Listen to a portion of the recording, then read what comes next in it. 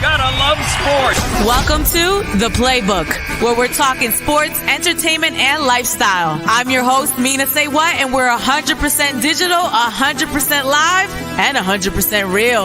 Let's count them down.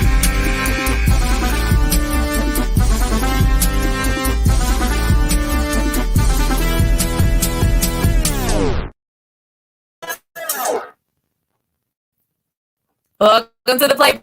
It's our digital sports show. I'm your host, Mina SayWhat. We do this every Monday at 1:45 live on our social pages at R&B Philly on Facebook, YouTube, Twitter, and Twitch. We got a lot to talk to.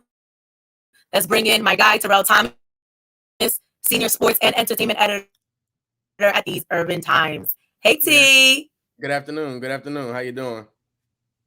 I'm good. Look, we got a lot to talk about. First of all, this is the first time that you're on The Playbook. We changed the name from The Shot Clock. So I'm excited. It's literally the same exact show. It's just a new name. When we originally came up with this idea, it was supposed to be a basketball show. That's why we named it The Shot Clock. But the show's been going so good that we renamed it to The Playbook so we can talk about all sports, including football and boxing and all these other sports we've already been talking about. So same show, new name. Let's hop into Philly Takes. This is where we talk about our top Philly stories of the week. Of course, the Eagles lost their home opener. It was devastating. Such a tough game to watch this weekend. We lost to the 49ers 17-11. Now, we started off fine. It looked all good in the first half, and then things went left. Terrell, what went wrong?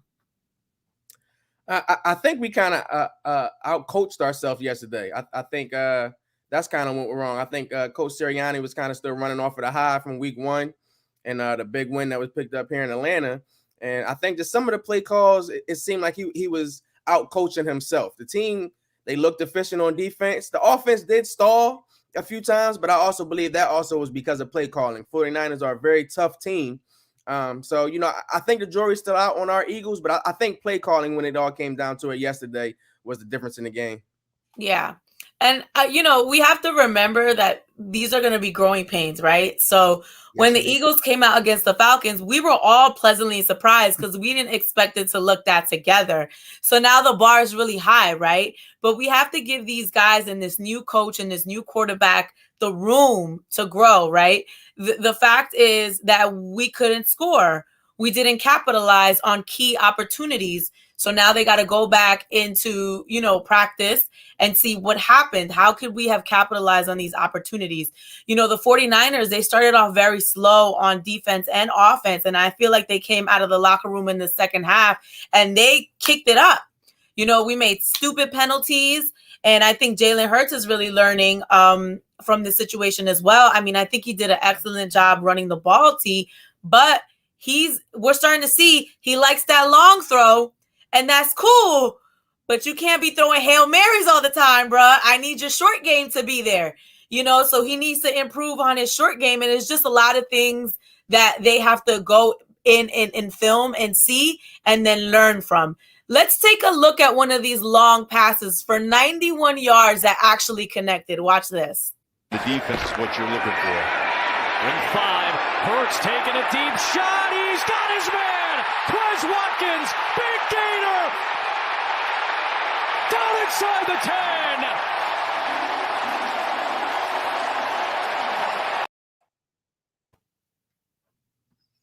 So that was an amazing play, and we didn't capitalize on that. We did not score, and that's what I felt like things turned left a little bit.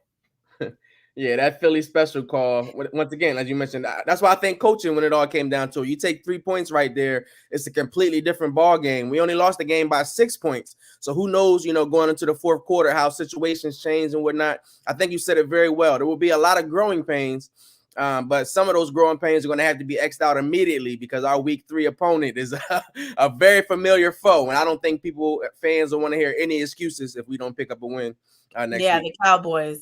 So you talk about the coach, Nick Sirianni is the kind of guy, it seems like, that holds people accountable and takes responsibility when he doesn't come up in the clutch. So that was a big topic of conversation, our inability to score. And here's Nick Sirianni actually taking some accountability and responsibility for that. I don't think I called the good plays in that area, and there's going to be times where you're going to look at it and be like, I want those calls back. So, when they work, it was a good play. They didn't. So it was my fault. I didn't call good enough plays right there. I didn't put the players in good enough positions, and it's on, we're all in this together, coaches. Gotta love that. Yeah, absolutely. I mean, this is how you learn. They say the first step is you got to take accountability, right? This is what I did. This is how I can improve. Like we mentioned, young quarterback, young coach, you're going to go through this. He's going to learn. The disappointing part about this game is that Brandon Brooks and Brandon Graham are both now injured and out. Graham, who's a leader on the team, is such a big part of what we do, has an Achilles injury, so he's obviously out for the rest of the season. Brandon Brooks just came off of an Achilles injury and really has worked up to this moment where he could be healthy, and now he suffered a chest injury and underwent an MRI this morning. So we're hoping that everything is okay with Brandon Brooks. And Brandon Graham already tweeted and said, look, I'm going to be a leader, and I'm going to push these guys from the sideline. So, I'm still going to be a present force on this team, and hopefully they can get some backup guys to do what these two guys have been able to do. But that's going to be a tough thing, because what those guys do, these are Pro Bowlers, right? What those guys to do are hard to top there. Let's talk about some disrespect, though, not only on the field, but also off the field. Fans of the 49ers decided to take a little visit to the Rocky statue at the Art Museum steps Saturday night before Sunday's game. They're saying there were hundreds out there. From the videos that I saw, it didn't look like hundreds. It could look like a handful, but they were really feeling themselves, racing up the steps, disrespecting the Rocky statue. Watch this.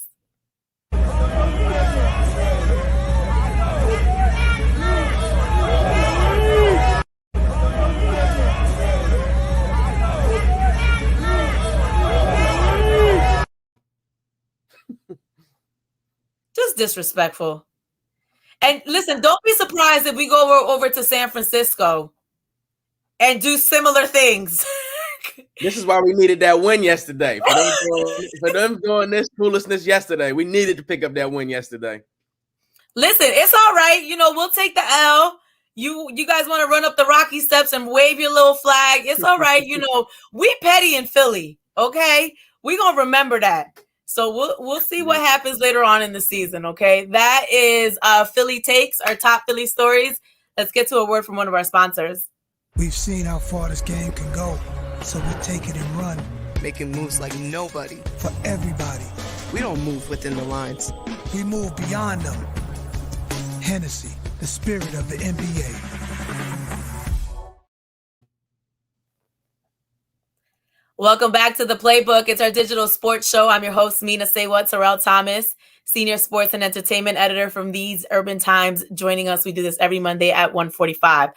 So Shoot Your Shot is a big segment here because we talk about the players' love lives, which a lot of sports, it's starting to change, right, T? I see a lot more sports outlets now talking about the players' love lives. That used to not be the case. But, we talk about all of that. We've been following Ben Simmons' love life. Apparently, he went on a little double date with his model girlfriend. There he is. I know Shaq and Chuck are livid after looking at this picture because they don't think Ben is focused. I mean, he living a good life. Have a personal life. He living a good life before the season starts. Him and J.R. Smith. J.R. might have been giving him some pointers on how to hit a few three-pointers. You never know. Is that what's happening here with their girlfriends? They look like they just had an interesting dialogue on how to improve your jump shot. I don't think they're talking about that, T. Look, it's so crazy that we literally do not want to have this guy have a personal life because he hasn't contributed on the basketball field. Like Sean and I were having this discussion last week. This doesn't mean that he's not focused. Mm-hmm. It just means that, it's his off season and he's enjoying his life. But I don't like seeing it. I just don't. I don't know if this guy's focused on his game. You over here putting up videos of you playing with guys at LA Fitness and going on dates. That's not what we're trying to see right now. I think Especially when it looks like we might get stuck with him. Yeah, Ben is Ben. He's not going to change. He's going to live his life. His game is his game. It's like we got to get used to it, I think, at this point, or just find a way to move on. And it seems like the Sixers aren't looking to move on, as you mentioned before, my prediction of training camp. So Ben may be here for a little while. Absolutely. Another thing going on in the players' love life is people are getting married. You know, we talked about Danny Green getting married this offseason. Anthony Davis tied the knot this weekend as well. Lakers star, there is his beautiful wife. He married his fiance, who we know as Marlon P. They have a daughter together. And this was a star-studded Lakers event. Bron was there. You know, they was flicking it up. Russ was there. The team was there. There we go. Look at them looking all sharp, having a good time. Let's also take a look at Anthony Davis's first dance/sing.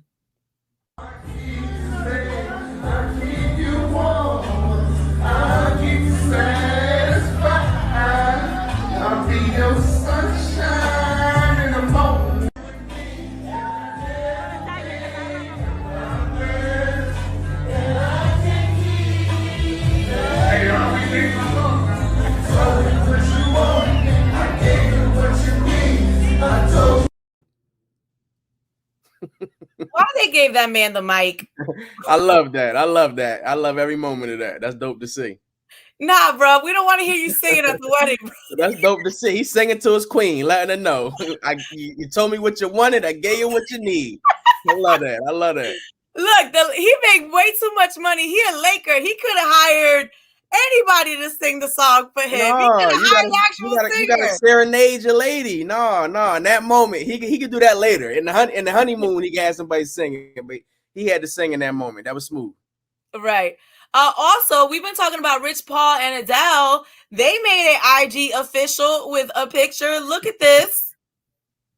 First of all, I don't know what Adele this is.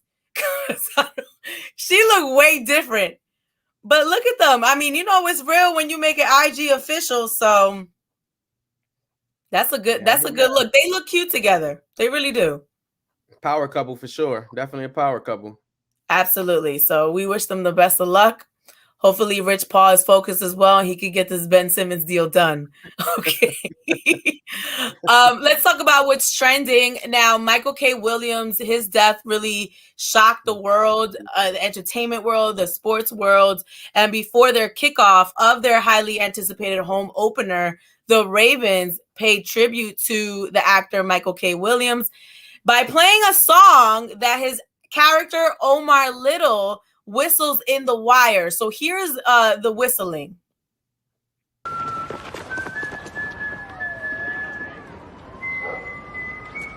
Yo! Hey, yo! Check it out. Here it comes. Something ain't right, yo. Watch out, man. Here come that fool. It's packing.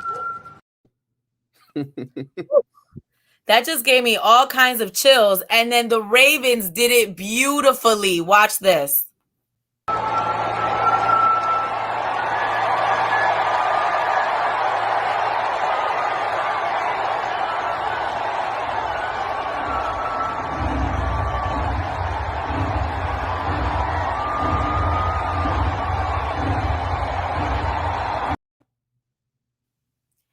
That was such a great tribute. I did not expect that. It really warmed my heart. And it's just so nice to see him honored in that way. Yeah, that was truly amazing. And for the Ravens to pick up a win on top of that last night, and Lamar Jackson pick up his first win against Patrick Mahomes, that whole situation happening right there. Omar's coming. Now Lamar is coming. That was beautiful to witness. Absolutely. Now let's talk about plays this week. This is where we look ahead, and we got to talk about our Eagles taking on the Cowboys because they have a lot to consider, a lot that we have to work on. What are you looking to see in this game Monday night at 8:15? I assume, and I wonder if the Eagles coaching staff was kind of looking ahead on Sunday and looking towards this Dallas matchup. I look for Coach Sirianni to really open up that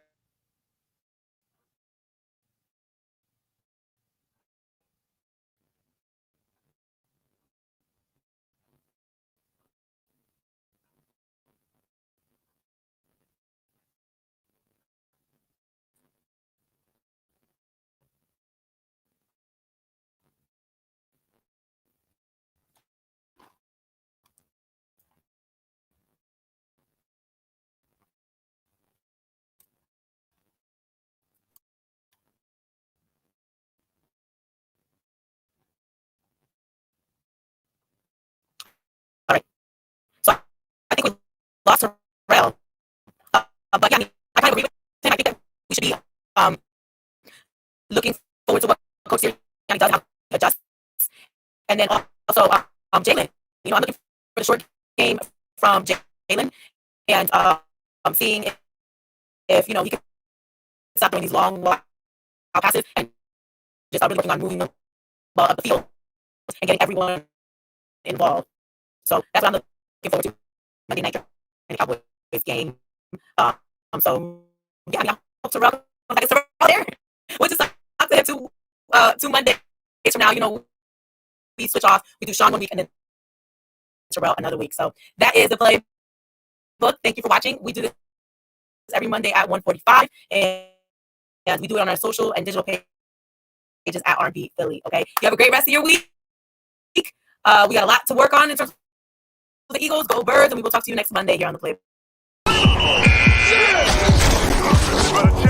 Thanks for watching The Playbook. I'm your host, Mina SayWhat, and you got something you want to talk about next week? You can always hit me up on social media at Mina SayWhat, and make sure you join us 1:45 next Monday on R&B Philly's Facebook, Twitter, YouTube, and Twitch. We'll see you then.